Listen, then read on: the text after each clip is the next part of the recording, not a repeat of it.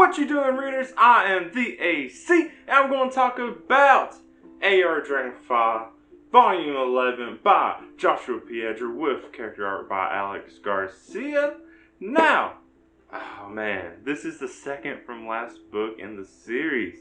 And as excited as I was to read this, I don't know, getting close to the end of the series makes me a little, but it's good. It's going great. I'm really looking forward to the ending.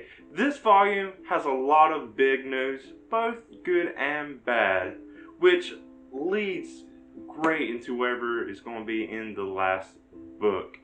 Now, there's not too much that's wrapped up in this. It mainly is just setting up for the finale, but there is a lot of big moments for characters, stuff getting resolved from their past, and it's really great to see their journeys have some kind of fruition come into, I guess, a finale is what I could say. So, like I said, overall, really excited for where the finale is, but I'm also excited to talk about the spoilerly stuff in this volume because there is a lot of great stuff that goes on in it. So, first we open up with, we saw that there was the layoffs with Nickname Studios.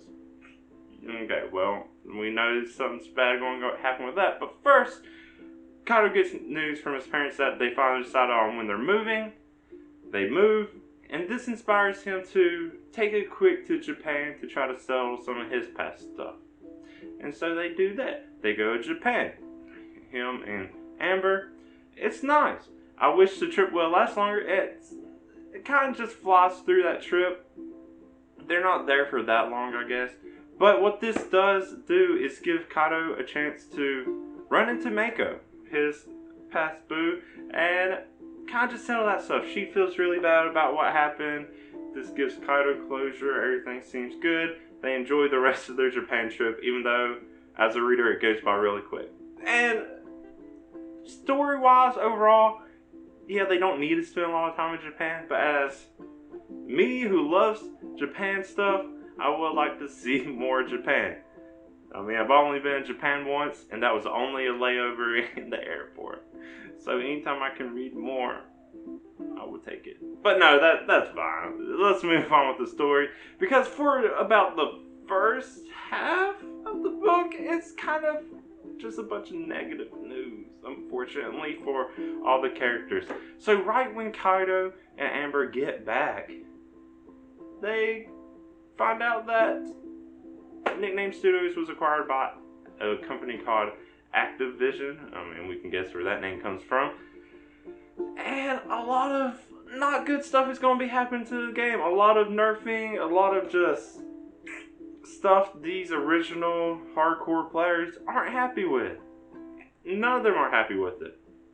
And Kaido and Amber take this opportunity on their streams to tell people how unhappy they are with it. And it gives them a little boost in their streams for a little bit, but there's kind of a little backlash because of it. Eventually, when Sebastian is told the news, he's like, there's probably not going to be any worry for them. They're kind of just a small part of this company.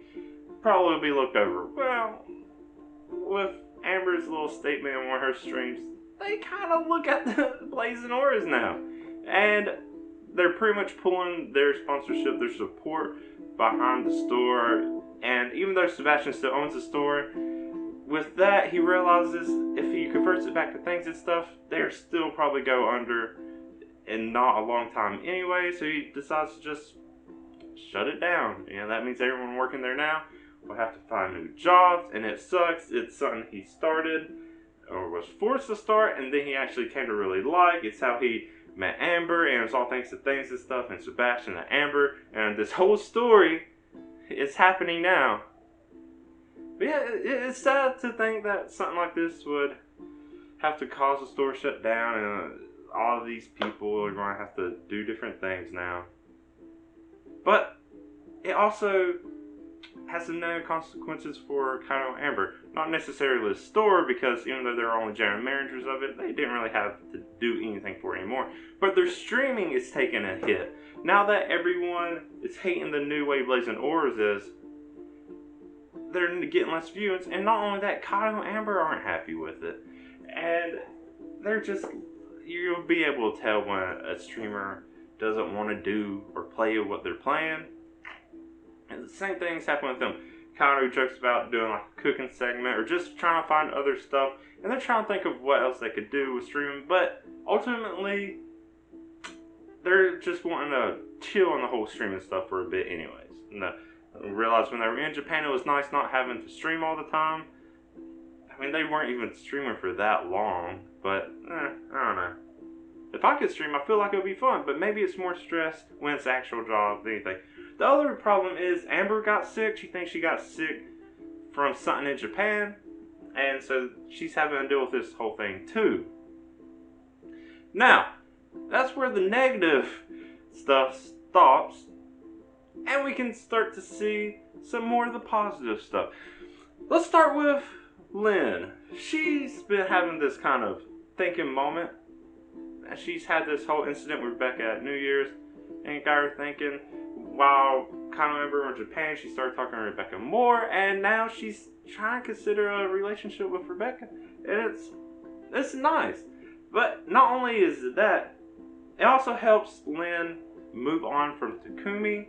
She even goes to his grave, takes back the flash drive, see if she can pull the song from it, and it's a really nice moment. Eventually, they have a talk. Well, first, Lynn stops by Amber and Kaido's to see if she can kiss them, to see if she gets the same feeling from kissing a guy compared to kissing a girl, and it's the same thing. Lynn has this little doubt about whether she could be in a relationship with another woman, but everyone's supportive of her. It's gonna be fine. And then she goes in and talks to Rebecca. They agree to move on. They move on real quick. And, yeah, I'm happy for them. Lynn and Rebecca. Glad Lynn was able to move on. Glad that Rebecca can find someone, even though she's still kind of a new character. Seems things are going well for her, especially after they find out that Blazing Orders is going to have to shut down and Rebecca's going to have to find something new. Hey, it's a good moment. Also, Lynn was supposed to have a deal going on with Sebastian that also fell through, so, you know, another good thing for her. Hey, it's good to get good news.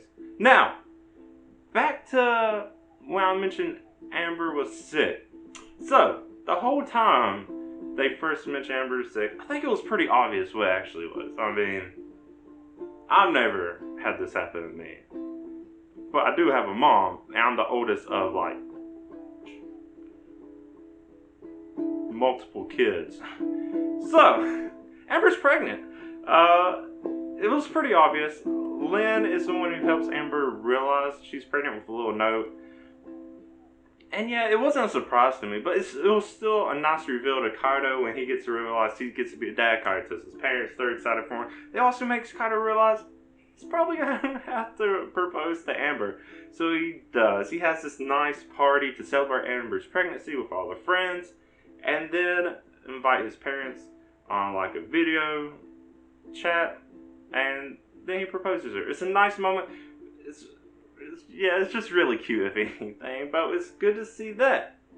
Now, it also goes back to what is Sebastian going to do with Blazing Orders, what are Amber and Kai going to do about their streams, what is all these other characters we've been coming to enjoy going to be doing? Well, Sebastian has a plan. He's been talking to his dad about what he should be doing financially and business-wise. I know Sebastian's trying to make up with his dad. Good. Cool.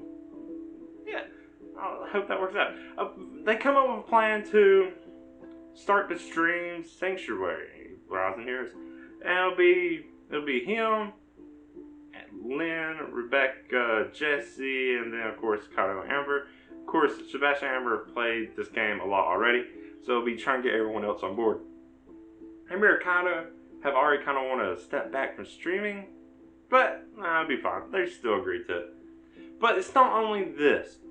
We don't see what this is going to be yet. But Amber says she wants to confront her parents right at the end of the book. Man. All this stuff that's just leading up. And we will have to wait for the last volume to really see. But this last point about Amber wanting to confront her parents is really big. Because we got to see some of the smaller stuff too. Amber finally went to her pizza place across from her apartment and confronted them. They even gave her free food. So that was another big step from her. And it's just the whole Amber journey in general. Now she's pregnant. She's confronting more people. We'll have to see where all this goes. I'm super excited for this last volume. And I already have it. I got volume 11 and 12 at the same time. I just want to read the first one first and make the video first because I didn't want to read the 12th one and then already get spoiled for it. So I'm really excited to read that last one next. Oh, I can't express that. But what do you think? Have you been reading AR Dragonfly? You definitely should. It's kind of a long series, 12 volumes. Hey, it's worth it. You definitely should. If you're caught up, let me know what you thought of the volume 2. And stick around to see what I have to say about the last volume. But yeah, let me know in the comments about all that stuff. And if you like what I have to say, go ahead and like the video. You want to see me talk more about what I'm reading, all that sort of things, subscribe to my channel. You can see when I do all that. But until next time, I'm DAC. Thank you for watching, and bye.